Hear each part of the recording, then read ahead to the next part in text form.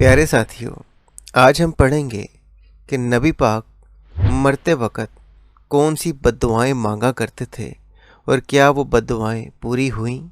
और हम ये भी देखेंगे कि नबी पाक ने मरते वक़्त आखिरी काम क्या किया था।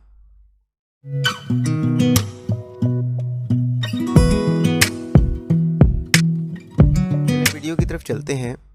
जब हम ये सोचते हैं कि एक ऐसा आदमी जो कि एक आखिरी नबी था, जो पूरी जहानों के लिए रहमतुल लिल आलमीन बना के भेजा गया था, तो हमारे ज़हन में ये बात आती है कि ज़ाहिर है उसने कोई अच्छी बात ही मांगी होगी मरते वक़्त, उसने कोई अच्छा ही बोला होगा, उसने इंसानियत की भलाई मांगी होगी। लेकिन ऐसा नहीं है, जबकि हमें हदीस की किताबें कुछ और ही बताती हैं कि नबी जो मरने की नहज पे थे, जब उनके वफ़ात का वक़्त करीब आया तो वो कैसी कैसी बद्दुआएं मांगा करते थे और किन के लिए मांगा करते थे। फिर हम ये भी देखेंगे कि वो बद्दुआएं जो डेथ बेड विश समझी जा सकती हैं नबी की, जो नबी ने मरते वक़्त आखिरी ख्वाहिशें की अपनी, क्या वो अल्लाह ताला ने पूरी कर दी। चलिए इस हवाले से हम सबसे पहली हदीस ये पढ़ते हैं सही अल बुखारी की। इसमें हज़रत आयशा और हज़रत अब्दुल्ला बिन अब्बास से रवायत है कि जब नबी करीम मर्दुल वफ़ात में मुब्तला हुए तो आप अपनी चादर को बार बार चेहरे पर डालते। जब कुछ अफाका होता तो अपने मुबारक चेहरे से चादर हटा देते।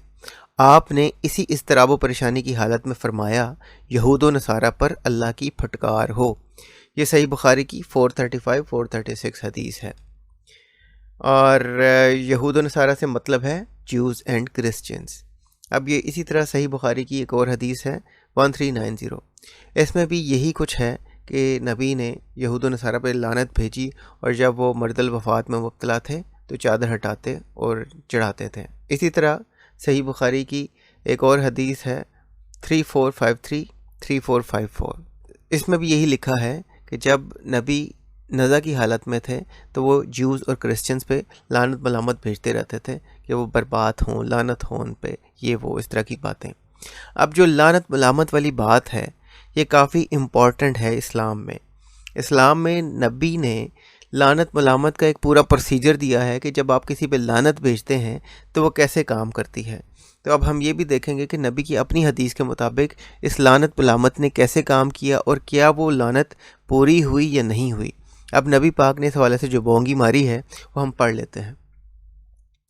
ये है रियादुस सालिहीन और इसकी हदीस है 46। इसमें नबी पाक ने पूरा प्रोसीजर बताया कि जब आप किसी पे कर्ज भेजते हैं तो वो कर्ज आसमानों में जाती है और आसमानों के दरवाजे बंद पाती है, वो फिर ज़मीनों में आती है और ज़मीन के दरवाजे बंद पाती है, तो फिर वो दाएं और बाएं जाती है। और जब इसे कोई रास्ता नहीं मिलता तो फिर ये उस बंदे की तरफ जाती है जिस पे कर्ज की गई होती है, और अगर वो बंदा डिज़र्व ना करता हो तो ये वापस उसी बंदे की तरफ आती है जिसने कर्ज भेजी होती है।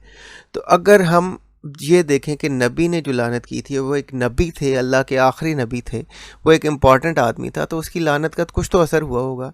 अब 1400 साल हो गए हैं नबी की वफ़ात को और अभी तक भी हम ये देखते हैं कि उस लानत का कोई असर देखने में नज़र नहीं आता।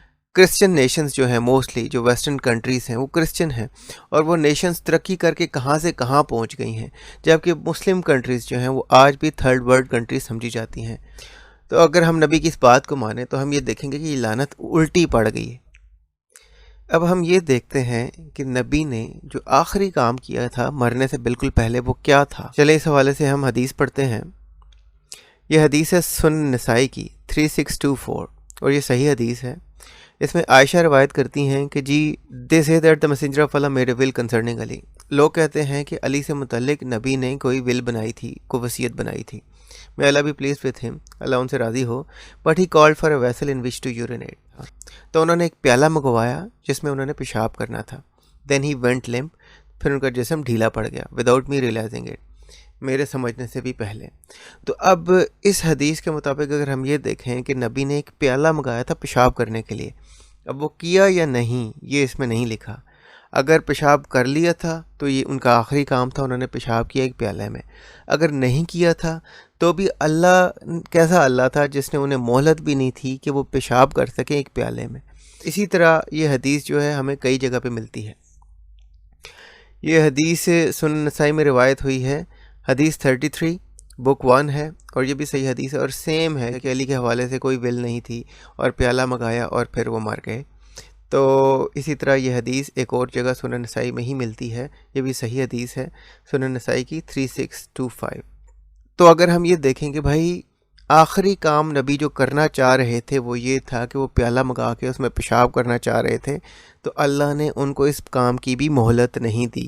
اور اگر نبی اللہ کے پیارے تھے تو کم از کم ان کی آخری خواہش کا احترام کر لیتے اور ان کو کم از کم اپنا وہ کام پورا کر لینے دیتے جس کے لیے انہوں نے پیالہ منگایا تھا۔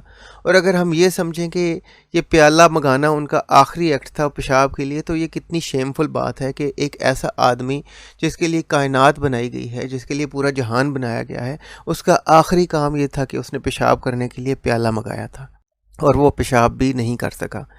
تو ان ساری چیزوں کو اگر ہم ان کنیکشن دیکھیں کہ انہوں نے لعنت بھیجی جیوز اینڈ کرسچن پہ جو آج تک پوری نہیں ہوئی، بلکہ الٹا مسلم کنٹریز جو ہیں تھرڈ ورلڈ کنٹریز سمجھی جاتی ہیں آج تک، اپنی دولت کے باوجود بھی سعودی عرب جیسی کنٹریز تھرڈ ورلڈ کنٹریز سمجھی جاتی ہیں۔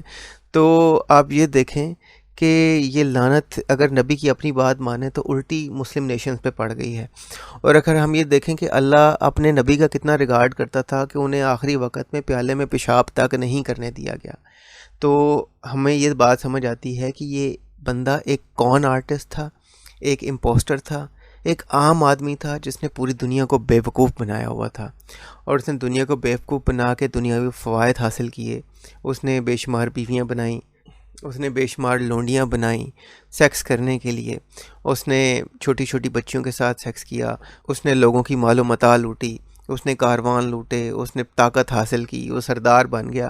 تو یہ سارا جو سلسلہ تھا اپنے آپ کو نبی بنا کے طاقت اور پاور گین کرنے کا ایک سلسلہ تھا، اور آج تک بھی مسلمان جو ہیں وہ ان ساری باتوں کو جانتے ہوئے پڑھتے ہوئے ایک پولیٹیکل گین حاصل کرنے کے لیے اسلام کو لے کے چلتے ہیں۔